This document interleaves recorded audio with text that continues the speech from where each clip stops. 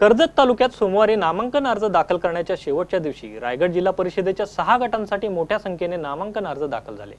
अखेरपर्यंत उमेदवारीच्या प्रतीक्षेत असलेल्या जिल्हा परिषद अध्यक्ष सुरेश टोकरे यांना राष्ट्रवादी काँग्रेसने उमेदवारी नाकारली। त्यामुळे त्यांनी बंडखोरी करत कळंब गटातून अपक्ष म्हणून आपला अर्ज दाखल केलाय। राष्ट्रवादी आणि शेकाप आघाडीतर्फे कळंब गटातून शेकापचे विद्यमान सदस्य सुदाम पेमारे यांनी अर्ज दाखल केला।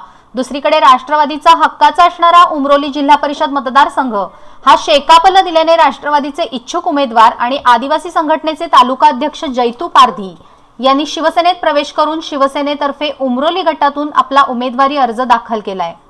दरम्यान नेरळ जिल्हा परिषद गटातून भाजपकडून उषा पारधी, काँग्रेसकडून अनुसूया पादीर, राष्ट्रवादीकडून कल्पना वाघ, कविता शिंगवे, शिवसेनेकडून मीना पवार तर नेरळ पंचायत समिती गणातून शिवसेनेकडून सुजाता मनवे, राष्ट्रवादीकडून कविता उघडे, कमल उघडे आणि भाजपा मनसे युतीकडून नेरळ गणासाठी नम्रता कांदळगावकर यांनी तर BRSP कडून शैलजा वाघ यांनी उमेदवारी अर्ज दाखल केलेत।